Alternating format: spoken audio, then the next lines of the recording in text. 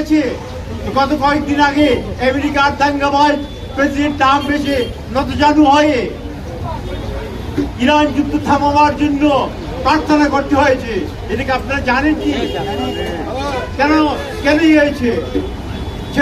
চীনের কৃষক এবং শ্রমিকরা একত্রিত হয়ে আন্দোলন করে তারা রাষ্ট্র ক্ষমতা দখল করছিল বলে তারা দেশটাকে আজকে এমন পর্যায়ে নিতে পেরেছে। আমাদের উচিত আমাদের পরিস্থিতি আমরা পর্যবেক্ষণ করি, আমাদের নিজের বেঁচে থাকার পথ আমরা ব্যয় করি।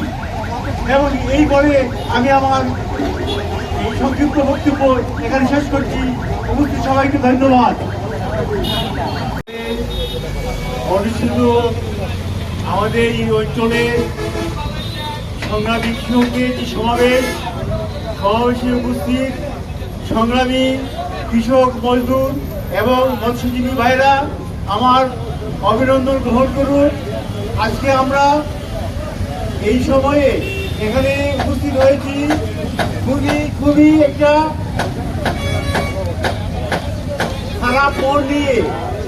আমাদের যে কষ্টার্জিত ফসল আমাদের অঞ্চলের তা আজ পানি নিচ্ছে।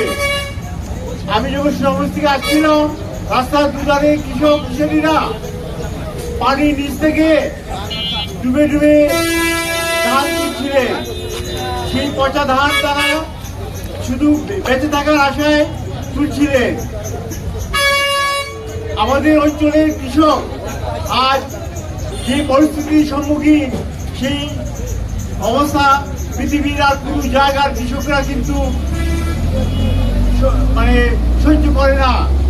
প্রত্যেকটা দেশের কৃষক প্রত্যেক দেশের মানুষকে অন্ন যোগায়, তাদের পরিশ্রমের বিনিময়ে দেশের জনগণ বেঁচে থাকে। এবং রাষ্ট্র কি করে?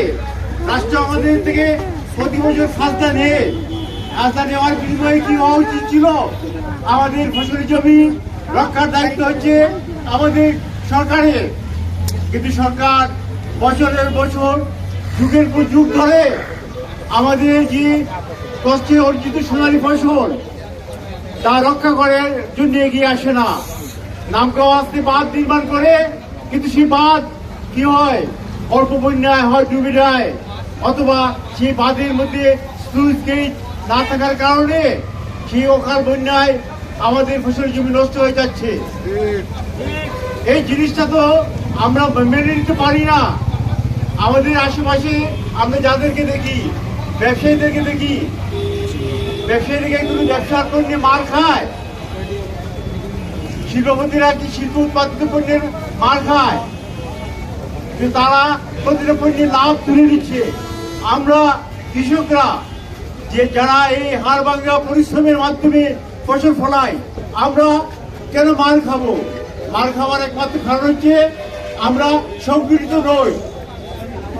আমরা যদি সংগঠিত থাকতাম তাহলে আমরা এই ফসল পানির নিচে যেতে দিতাম না। আজ সরকারি অফিসের লোকজন আরামসে গাড়ি চড়ছে, প্রতি মাসে বেতন গুনছে। গত 15 বছরে তাদের বেতন ভাতা 4 গুণ বৃদ্ধি হয়েছে। কিন্তু কৃষকদের ফসল 15 বছর আগে যা ছিল এখন কিন্তু তাই রয়ে গেছে। বরঞ্চ কোনো ক্ষেত্রে আমাদের ফসল অথবা ধরি অন্য ফসলই ধরি আমি, আমাদের দেশের যে টমেটো চাষিরা, আমাদের দেশের আলু চাষিরা, আমাদের দেশের বেগুন চাষিরা যারা ফসল ফলায়, তারা কিন্তু ফসলের ন্যায্য দাম কখনো পায় না। এর কারণটা কি? আমরা সংগঠিত নই। আমি এক অঞ্চলের সংগ্রামী কৃষকদেরকে আহ্বান করি, আমরা যদি সংগঠিত না হই, আমরা যদি নিজের অবস্থা নিজের মূল্যায়ন না করি, আমরা যদি নিজেরা নিজের পথ খুঁজে না বের করি, তাহলে আমাদের পক্ষে শিশু পরিজন নিয়ে, পরিবার পরিজন নিয়ে মানুষের মধ্যে বেঁচে থাকা এক ধরনের অসম্ভব। পৃথিবীর অন্যান্য দেশ, ধরেন আমি একটা দেশের নাম বলি, চীনের নাম বলি। আমার যখন জন্ম হয়েছিল তখন চীনের মতো একটা দেশের জন্ম হয়েছিল। চীন ছিল তখনকার আমার দেশের চেয়ে অনেক খারাপ অবস্থার মতো একটা দেশ। চীন ছিল সারা পৃথিবীর একটা খারাপ দেশ, কিন্তু এখন পৃথিবীর সবচেয়ে উন্নত একটা দেশ হচ্ছে চীন।